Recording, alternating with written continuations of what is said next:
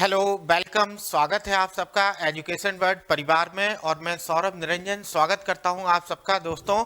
और जैसा कि हमने आपसे कहा था कि आज वाले दिन में हम लोग एक नया टॉपिक आपके लिए लेकर आएंगे, तो बेटा जल्दी जल्दी एक बार जुड़ने का सभी लोग प्रयास करें। और एक नया टॉपिक आपके सामने लिखा है एनालॉगी टेस्ट।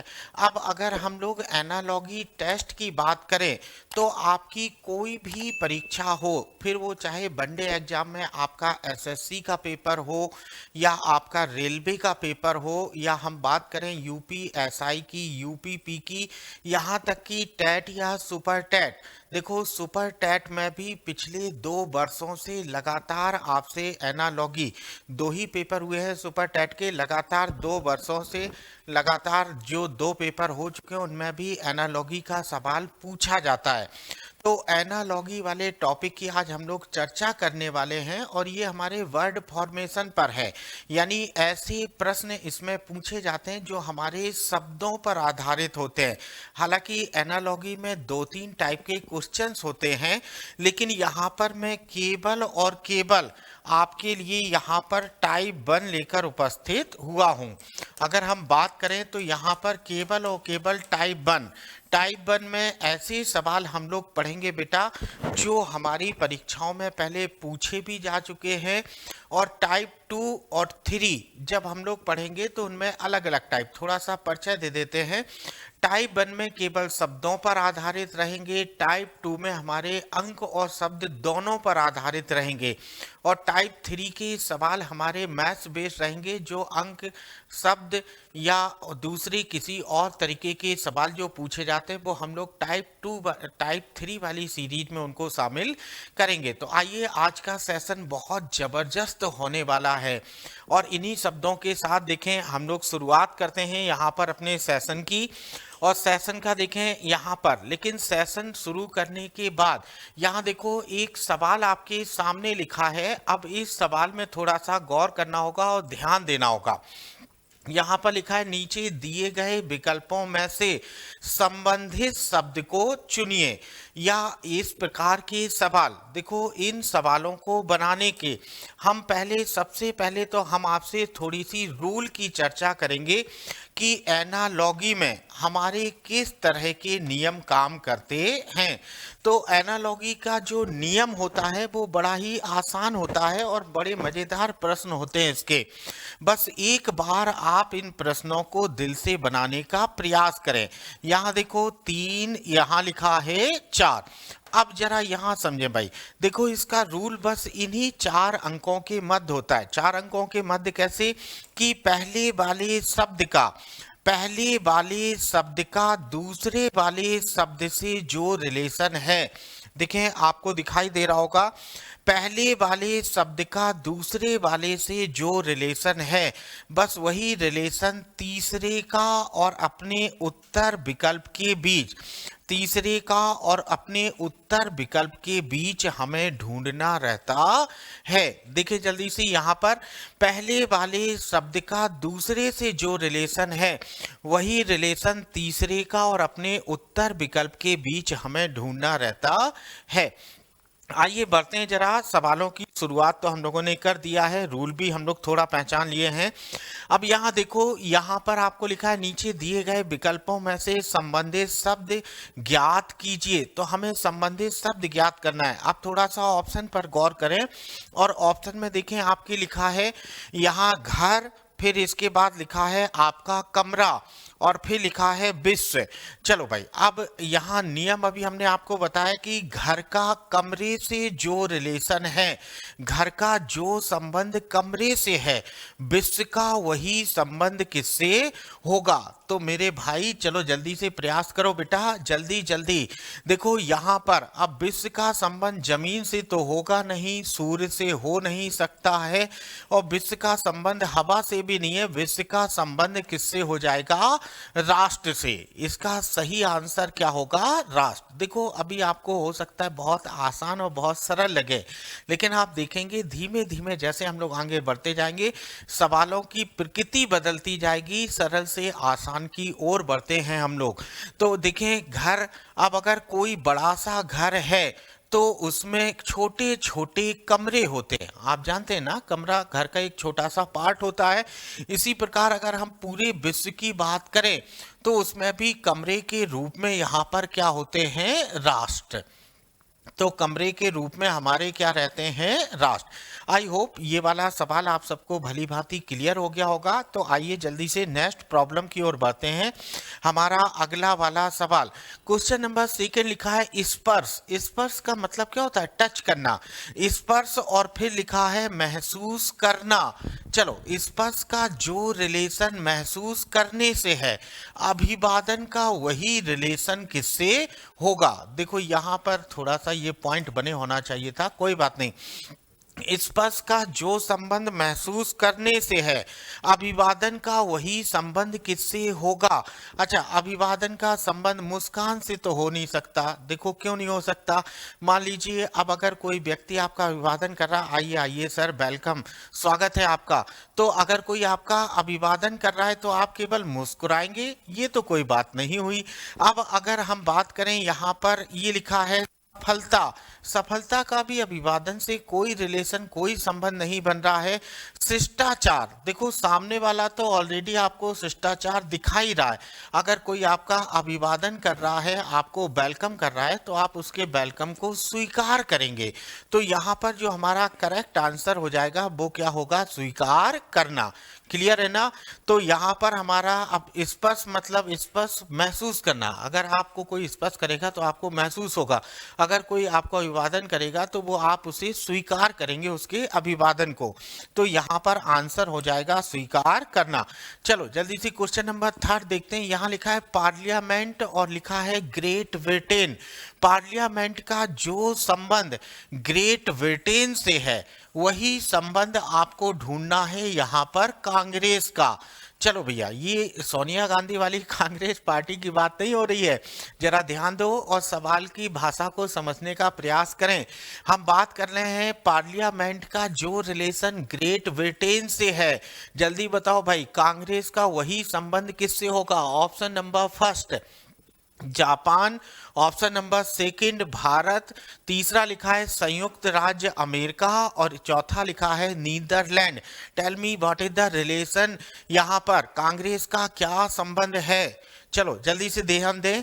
देखो पार्लियामेंट यानी वहां की संसद, पार्लियामेंट कहलाती है ब्रिटेन की संसद। जो ब्रिटेन की संसद होती है वहां पर पार्लियामेंट होता है, ठीक, यानी पार्लियामेंट ही कहलाती वहां की संसद। इसी प्रकार जो कांग्रेस है, कांग्रेस कहाँ की संसद हो जाती है, ये होती है हमारी संयुक्त राज्य अमेरिका की। संयुक्त राज्य अमेरिका में ये हमारी पार्लियामेंट क्या कहलाती है, कांग्रेस। यानी कांग्रेस यहाँ पर वही रिलेशन रखती है।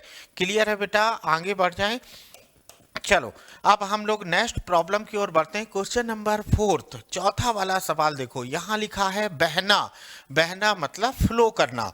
यहाँ लिखा है बहना और यहाँ लिखा है नदी। नदी यानी कि रिवर। बंदा होना, बंदा होना मतलब डैम, ठीक। अब चलो बताओ जल्दी से क्या रिलेशन होगा। बहने का जो संबंध यहाँ पर नदी से है, बहने का जो रिलेशन यहाँ पर नदी से है, चलो भाई वही आपको बताना है। बंदा होना का वही संबंध किससे होगा। चलो जल्दी से देखो और देखकर बताओ भाई, जल्दी बताओ बेटा, प्रयास करते चलें आप सभी लोग। बहुत आसान होता है, बस थोड़ा सा आपको मेहनत करने की जरूरत है। देखो अगर बहना है तो नदी का कार्य क्या होता है, बहना। इसी प्रकार बंदा होना, बंदा होना तो देखो तालाब आप जानते हैं। तालाब एक ऐसी जगह है जो चारों तरफ से जमीन से बंधी होती है, मतलब कि चारों तरफ तालाब ये बना दिया, यहाँ भी जमीन, यहाँ भी जमीन, यहाँ भी जमीन और यहाँ भी, तो ये हमारा क्या होता है, तालाब। तो ठीक उसी प्रकार बंदा होना मतलब यहाँ पर क्या हो जाएगा, तालाब। देखो वर्षा पर तो कोई कंट्रोल नहीं, नहर पर भी नहीं, सरिता मतलब नदी होती है, तालाब मतलब यहाँ पर हमारा करेक्ट आंसर क्या होगा, तालाब। क्लियर है, आगे बढ़ते हैं नेक्स्ट प्रॉब्लम की ओर। हमारा अगला वाला सवाल क्वेश्चन नंबर 5, देखो मन में अगर किसी के कोई डाउट रह जाए तो आप कमेंट में पूछते चलें बेटा, संकोच करने की आवश्यकता नहीं है, आप ही के लिए यहाँ प्रेजेंट हुए हैं। देखो लिखा है जनवरी का जो रिलेशन नवंबर से है, जनवरी का जो रिलेशन नवंबर से है, वही संबंध आपको बताना है रविवार का किससे होगा। चलो जल्दी बताओ, जल्दी से सोच समझ के बताइए क्या सही आंसर होगा इस बार। क्वेश्चन नंबर 5 में जनवरी का जो रिलेशन नवंबर से है, यहाँ देखो जनवरी का जो संबंध नवंबर से है, रविवार का वही संबंध किससे होगा। चलो जल्दी से देखो, थोड़ा सोच समझ के बताइए। तो देखो भाई यहाँ पर आपका जो करेक्ट आंसर होगा, यहाँ पर जो आपका करेक्ट आंसर है, यहाँ देखो बेटा जो आपका सही आंसर है जनवरी, यहाँ लिखा है जनवरी के बाद यहाँ पर रिलेशन क्या लिखा है नवंबर। अच्छा नवंबर दिसंबर के जस्ट पहले ही तो आता है, यानी जनवरी मंथ का ईयर का पहला मंथ, तो जनवरी का जो रिलेशन दिसंबर के ठीक पहले वाले महीने नवंबर से। अब रविवार है तो इसका अंतिम दिन क्या होता है, रविवार है तो इसका अंतिम दिन होगा शनिवार, लेकिन उसके पहले वाला दिन क्या हो जाएगा शुक्रवार, यानी कि फ्राइडे। तो हमारा करेक्ट आंसर यहाँ पर क्या होगा सी। आई होप आप लोग को क्लियर हो रहा होगा, यहाँ पर हमारा करेक्ट आंसर क्या हो जाएगा सी। जी हाँ बिल्कुल सही आपने पूछा। देखिए यहाँ पर सुपर टैट के पेपर में भी ऐसे सवाल पूछे गए हैं और आते भी हैं। चलो नेक्स्ट प्रॉब्लम की ओर बढ़ते हैं। हमारा अगला वाला सवाल क्वेश्चन नंबर 6, स्वाद, और यहाँ लिखा है जीभा। जीभा का मतलब होता है आपकी टंग, जो आपकी जीभ होती है ये। अब यहाँ लिखा है नलना, तो चलो भाई बताओ जल्दी से क्या होता है। हाँ देखो थोड़ा गलत टाइप हो गया बेटा, यहाँ इसको मैं थोड़ा ठीक कर देता हूँ, ये चलना होगा, ठीक। चलो जल्दी जल्दी प्रयास करो भाई कि क्या सही आंसर होगा। अच्छा स्वाद आप किस से लेते हैं, अपनी जीभ से, तो आप चलते किससे हैं, अरे अपने पैरों से चलते हैं, तो यहाँ पर करेक्ट आंसर क्या हो जाएगा टांग। देखो ये भाषा है हिंदी भाषा, यहाँ टांग का मतलब लेग्स से है, ठीक क्लियर। बैसाखी से तो नहीं चलेंगे, छड़ी से नहीं चलेंगे, पटरी से नहीं चलेंगे, आप चलेंगे यहाँ पर अपनी टांगों से। चलो आगे बढ़ते हैं। सिपाही रेजिमेंट, सिपाही का जो संबंध रेजिमेंट से है, आपको बताना है घोड़ा का वही संबंध किससे होगा। चलो जल्दी से देखो, सोच समझ के बताओ भाई क्या सही आंसर होगा। सिपाही का जो संबंध रेजिमेंट से है, घोड़े का वही संबंध किससे होगा। नौसेना, बेड़ा, अश्वारोही सेना और झुंड, 4 ऑप्शन आपके सामने हैं, जल्दी से प्रयास करके बताओ। देखो सिपाही का जो संबंध, यहाँ देखो रिलेशन निकालते हैं। सिपाही का जो रिलेशन रेजिमेंट से है, रेजिमेंट का मतलब एक रेजिमेंट में, यहाँ देखो एक रेजिमेंट में कई सिपाही होते हैं, कई सिपाहियों से मिलकर एक रेजिमेंट बनती है, यहाँ पर ऐसे कई सिपाही होते हैं, तब ये जाके क्या बनती है रेजिमेंट।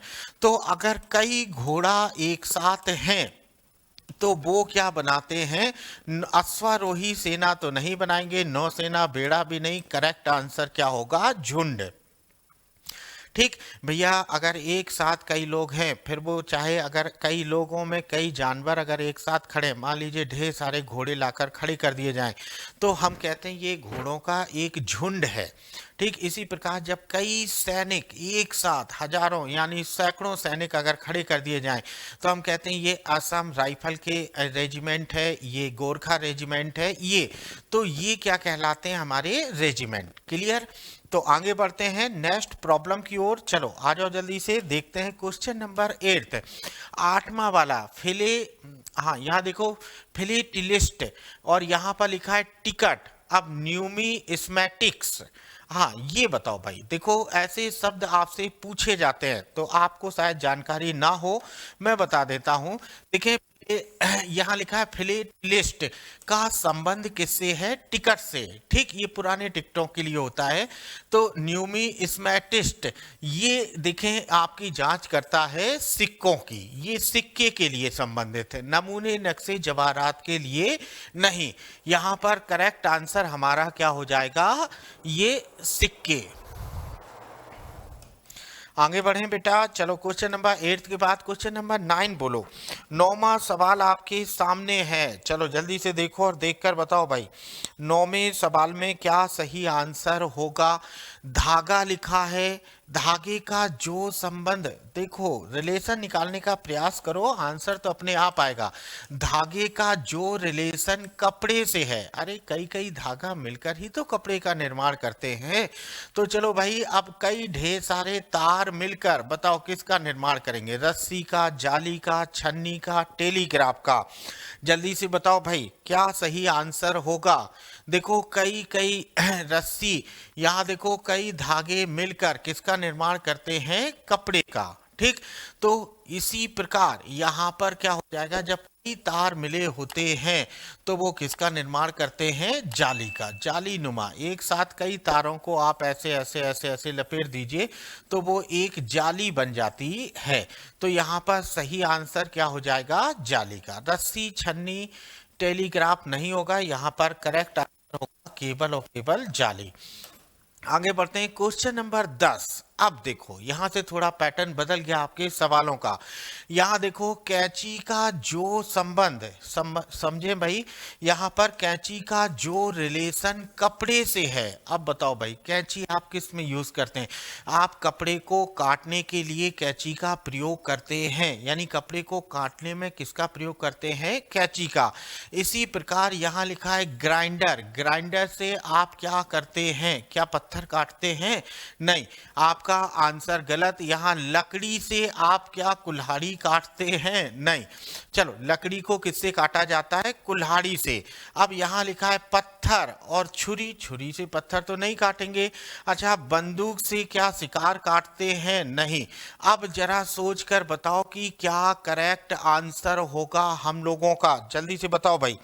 यहां पर सही आंसर तो अब देखो पत्थर ग्राइंडर तो बिल्कुल भी नहीं हो सकता है। ठीक, अरे ग्राइंडर मतलब जो मिक्सी ग्राइंडर होता है बेटा, ये जो मिक्सी आप चलाते हैं ना उसमें पत्थर थोड़ी नहीं पीसेंगे।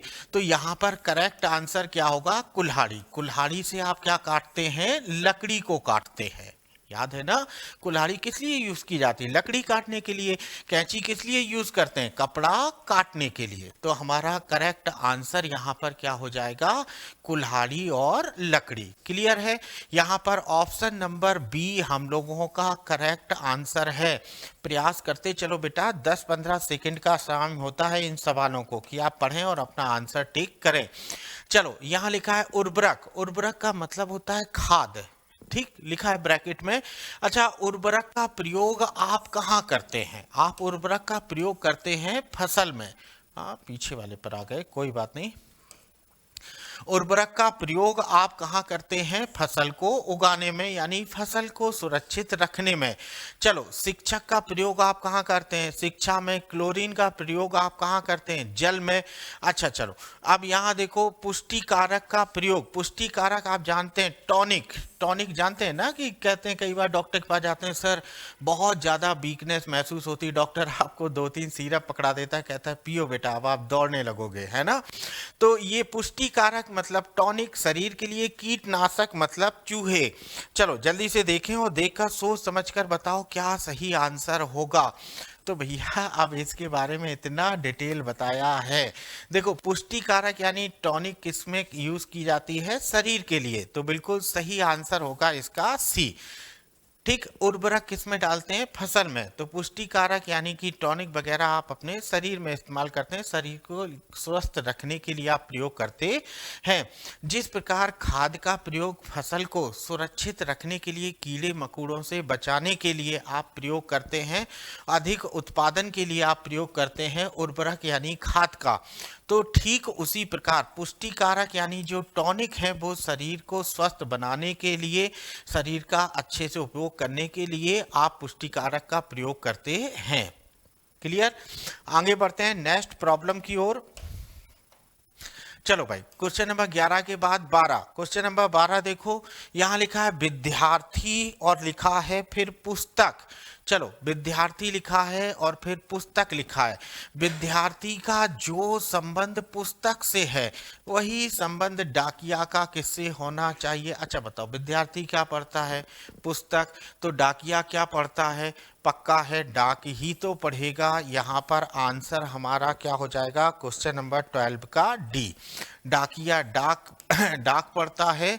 वितरक, यहाँ वितरण नहीं हो सकता, साइकिल नहीं हो सकता, वर्दी नहीं हो सकती। ठीक, विद्यार्थी पुस्तक को पहनता थोड़ी नहीं है कि डाकिया वर्दी पहने। ठीक, अब यहाँ देखो भाई, विद्यार्थी क्या पढ़ता है? पुस्तक। तो इसी प्रकार डाकिया क्या पढ़ता है? डाक। चलो आइए दोस्तों आगे बढ़ते हैं। देखो लिखा है व्यवहार और लिखा है मनोविज्ञान, यानी व्यवहार जो हम सब का जो रिएक्शन होता है, जो हम लोग का उठने बैठने का सलीका तरीका होता है, ये सब का सब हमारा किसके अंदर आता है? मनोविज्ञान के अंदर। इसी प्रकार पादप, चलो बताओ जल्दी से, पादप का संबंध किससे होगा? हाँ, पादप मतलब सॉरी, पादप का संबंध पादप से हो नहीं सकता, ये तो गलती है। आगे पढ़ना था। पादप का संबंध, पादप का यहाँ देखें भाई, पादप का संबंध देखें पादप से तो हो नहीं सकता है। प्राणी विज्ञान नहीं होता, ये जूलॉजी हो जाता है, गलत हो जाएगा। शारीर क्रिया विज्ञान नहीं भैया, एनाटॉमी ये भी नहीं होगा। यहाँ पर सही आंसर क्या हो जाएगा? वनस्पति विज्ञान, बॉटनी, जिसे हम लोग कहते हैं बॉटनी। ठीक, या वनस्पति विज्ञान। तो पादप यानी पेड़ पौधों का संबंध, पादप मतलब पौधे, तो पौधों का संबंध किससे हो जाएगा? यहाँ पर बॉटनी से। क्लियर है ना? चलो आगे बढ़ते हैं नेक्स्ट प्रॉब्लम की ओर। देखो भाई, यहां देखो वायु, श्वास और फिर लिखा है रक्त। चलो बताओ भाई, वायु, श्वास और रक्त, अब बताओ जल्दी से क्या संबंध होगा? अच्छा देखो, वायु में हम क्या करते हैं? श्वास लेते हैं। वायु में हम श्वास लेते हैं मतलब हवा भरते हैं। श्वास लेना मतलब सांस लेना। तो इसी प्रकार रक्त, रक्त का क्या काम है? देखो, वायु का काम है श्वास लेना, तो रक्त का क्या काम है? रक्त का काम होगा परिसंचरण करना, मतलब ये हमारी धमनियों से जाता है, सिराओं से बहता है।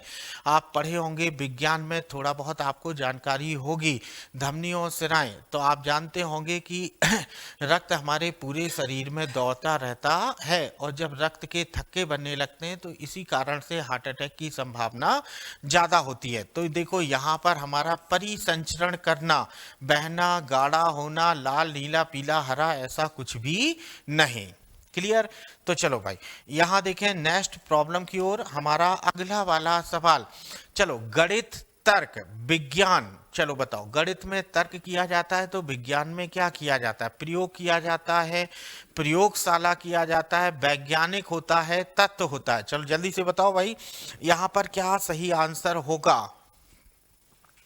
देखो, अगर आप गणित पढ़ रहे हैं तो गणित में आप लॉजिक ढूंढते हैं, आप तर्क ढूंढते हैं, आप तर्क करते हैं, अलग अलग तर्कों को आप उनकी पहेली नुमा को सॉल्व करते हैं, यही तो किया जाता है गणित में। तो भैया विज्ञान, विज्ञान में का मतलब, साइंस का मतलब क्या होता है? प्रयोग करना। आप कुछ नया नया प्रयोग करते रहते हैं। प्रयोगशाला तो नहीं होगा, तथ्य भी नहीं होगा, और वैज्ञानिक तो नहीं होगा। ठीक, तो यहां पर हमारा करेक्ट आंसर क्या हो जाएगा? यहां पर हमारा करेक्ट आंसर हो जाएगा प्रयोग। क्लियर है बेटा? आगे बढ़ते हैं क्वेश्चन नंबर 16। चलो, कूची, पेंट और लिखा है बेलचा। ये देखो भाई, एकदम बेहतरीन शब्द है। कई लोगों को तो हिंदी समझ में ही नहीं आ रहा होगा कि सर कहाँ से इतनी खतरनाक हिंदी के शब्द ढूंढ कर लाए हैं। तो बेटा लाए नहीं है, एसएससी में पूछा हुआ सवाल है। ठीक, आपको इस पे प्रयास करना है। बताओ क्या आंसर होगा? जल्दी जल्दी बताओ भाई। चलो, अब यहां देखो, देखें कूची, यहां लिखा है कूंची का प्रयोग हम किस में करते हैं? पेंट करने के लिए। आप देखो, जैसे कोई दीवार है उसे आप पेंट कर रहे होंगे, तो आप जिस चीज से पेंट करते हैं उस पर ब्लू, रेड, येलो जो भी आप पेंट करते हैं, तो उसे अंग्रेजी में ब्रश कहते हैं, हिंदी में कूंची बोला जाता है। ठीक है, अब इसी प्रकार बेलचा, अब बेलचा का प्रयोग कहाँ होता है? तो इसका मतलब है, देखो, तेल में नहीं होता है, पानी में नहीं होता है, ईंट उठाने में नहीं होता है। बेलचा का होता है कोयला उठाने में, ठीक, कोयला साफ करने में। यानी देखो, जहां आपने देखा हो जहां जहां कोल माइंस होती हैं तो वहां मजदूर लोग एक ऐसा लिए रहता है ना, फौरा टाइप का बेलचा, जिसमें वो कोयला भर भर के ट्रकों में भरते हैं। तो ये हो जाता है हमारा बेलचा। ये ऐसा कुछ लगभग कुछ इस प्रकार की आकृति होती है हमारे बेलचा की, कुछ ऐसी। देखो, मैं इतना बड़ा कलाकार नहीं हूँ, लेकिन आपके लिए थोड़ा सा मदद करने के लिए बनाए हैं कि हमारे जो विद्यार्थी इसका मतलब नहीं समझ रहे हैं वो इसे समझ सकें कि बेलचा ऐसे होता है, आप ऐसे लगाते हैं, भरते हैं ये। तो ये कोयला उठाने के काम में आता है। तेल तो इससे भरा नहीं जा सकता, पानी भी नहीं भर सकते, और ईंट उठाने के काम में नहीं आता। ठीक, चलो भाई, इसका सही आंसर होगा बेलचा। चलो जल्दी से बताओ, क्वेश्चन नंबर 17, खुरदरा, चिकना और यहाँ लिखा है व्यवस्थित। चलो जल्दी जल्दी बताओ बेटा, क्या करेक्ट आंसर होगा? खुरदरा, चिकना, व्यवस्थित, जल्दी बताओ भाई, क्या सही आंसर होगा? अरे देखो, इतने सरल आंसर में भी इतना सोच रहे हैं। खुरदरा, खुरदरा का अपोजिट क्या होता है? चिकना। कहते हैं ना, ये सतह बहुत खुरदुरी है, ठीक, यानी कि बहुत ऊबड़ खाबड़ टाइप की खुरदुरी। अब उसका अपोजिट क्या होगा? स्मूथ होना, एकदम चिकना होना। तो भैया यहाँ लिखा है व्यवस्थित। अब व्यवस्थित मतलब सब कुछ बहुत बढ़िया अरेंजमेंट है, यानी हर चीज अपनी जगह पर अरेंज है। तो इसका अपोजिट देखो, यहाँ पर अपोजिट लिखा है भैया, विपरीत लिखा है। तो इसका अपोजिट क्या होगा? बेढंगा, सब कुछ इधर उधर पड़ा होना, निश्चिंत होना नहीं, सतर्क होना नहीं, चौकस होना नहीं। सभी शब्दों का मतलब अलग होता है। निश्चिंत का मतलब है कि अब आपको कोई फिक्र नहीं है। सतर्क का मतलब आप एकदम तैयार हैं, कोई भी घटना घटने से पहले आप एकदम तैयार हो गए। और चौकस, चौकस का मतलब निगरानी रखना, एकदम आपने अपने नाक कान खोल कर बैठे कि कोई भी कुछ भी हो जाए। तो यहाँ पर सही आंसर क्या हो जाएगा? बेढंगा। क्लियर, आगे बढ़ते हैं। Next problem, question number 18। चलो देखो, अश्वशाला, बताओ अश्वशाला, अश्वशाला में क्या रखे जाते हैं मेरे भाई? घोड़े, घोड़ों को रखा जाता है कहाँ? अश्वशाला में। अब ये सुअर बाड़ा है, चलो बताओ, सुअर बाड़ा में तो सुअर ही रखोगे ना, देखते ही आ जाएगा आंसर। सही क्या हो जाएगा? सुअर लिखा हुआ है, सुअर बाड़ा, ठीक। तो भैया इसमें सुअर ही रखे जाएंगे। नेक्स्ट प्रॉब्लम देखो, उपग्रह, कक्षा और प्रक्षेपण शास्त्र, प्रक्षेप शास्त्र। चलो बताओ भाई, क्या आंसर होगा? उपग्रह कहाँ स्थापित किया जाता है? कक्षा में। प्रक्षेप शास्त्र, शास्त्री लिखा है, पता नहीं क्या लिखा है, शास्त्र। चलो भाई, हिंदी तो बहुत कठिन भाषा है, इनका उच्चारण करना भी कठिन हो रहा है। चलो जल्दी से बताओ भाई। चलो घट, यहां पर देखें, घट हमारा आंसर नहीं होगा, फिर से समझो, घट आंसर नहीं होगा, प्रवस्था नहीं होगा, अस्त्र नहीं होगा, प्रथम होगा, ठीक। प्रक्षेपणास्त्र लिखा है, तो यहां पर क्या हो जाएगा हमारा? प्रथम, यानी इसको बोलते हैं ट्रेजेक्ट्री, ठीक, याद रखिएगा।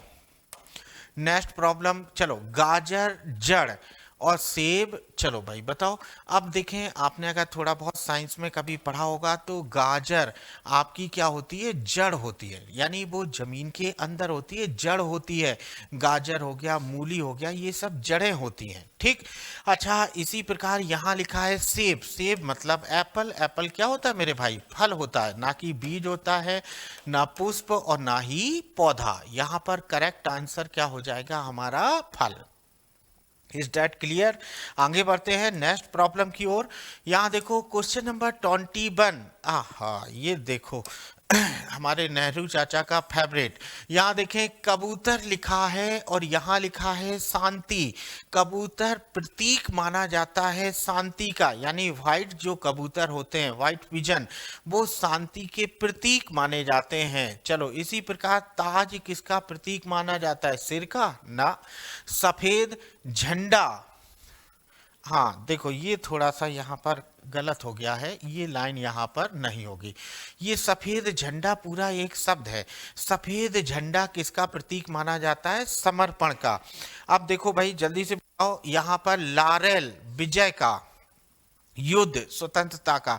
अरे कबूतर शांति का प्रतीक है, तो सफेद झंडा क्या होता है? समर्पण का प्रतीक। यानी अगर दो सेनाओं के मध्य कोई युद्ध चल रहा है और दूसरी सेना, उनमें दोनों में से कोई भी एक सेना अगर आत्मसमर्पण करती तो वो सफेद झंडा दिखाती कि हम आत्मसमर्पण कर रहे हैं, हम आपसे हार गए, हमें अब आपसे और युद्ध नहीं करना। वो सफेद झंडा दिखाती है कि हमने अपने हथियार डाल दिए, हम लोग आत्मसमर्पण कर रहे हैं। तो आंसर क्या होगा यहाँ पर?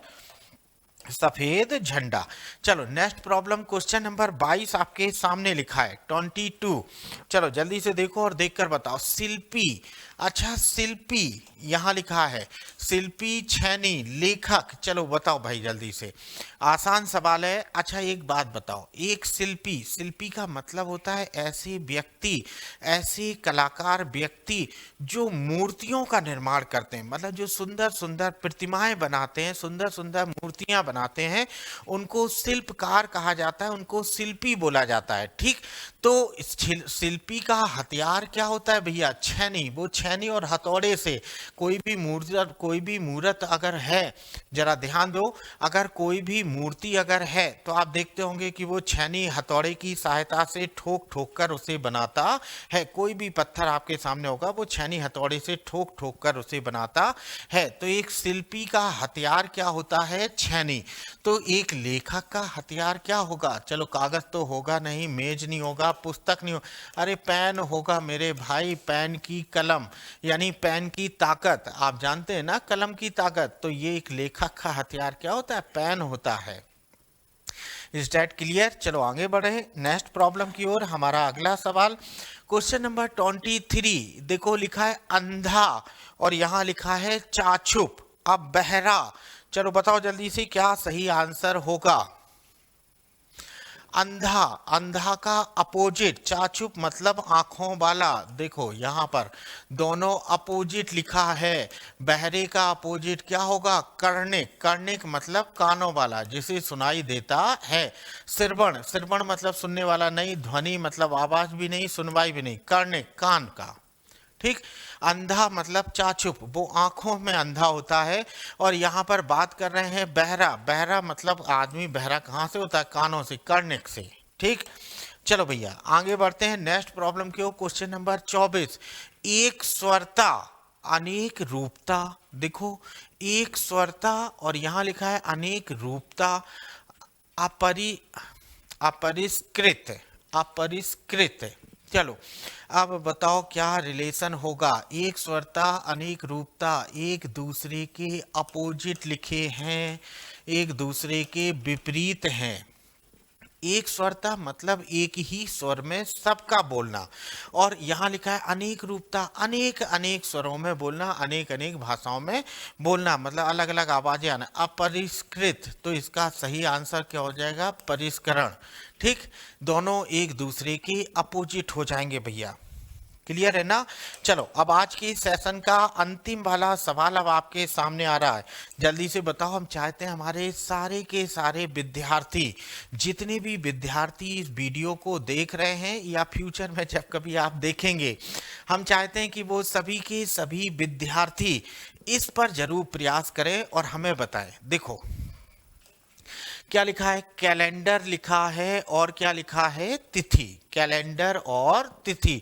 कैलेंडर का जो संबंध तिथि से है, चलो वही संबंध बताओ क्या समय का घंटे से है, परिवहन का क्या बस से है, शहर का क्या पिन कोड से है, कोश का संबंध क्या शब्द से है। चलो जल्दी बताओ जल्दी क्या सही आंसर होगा? तो भैया मेरे हिसाब से इसका जो करेक्ट आंसर है, मेरे अकॉर्डिंग इसका सही आंसर होगा कोश। देखो कैलेंडर में कई कई तिथियां होती हैं। कैलेंडर का मतलब आप जान रहे हैं ना, पूरे एक वर्ष का कैलेंडर, जनवरी की तिथियां, फरवरी, मार्च, अप्रैल, मई, दिसंबर की तिथियां, बहुत ढेर सारी तिथियां होती हैं।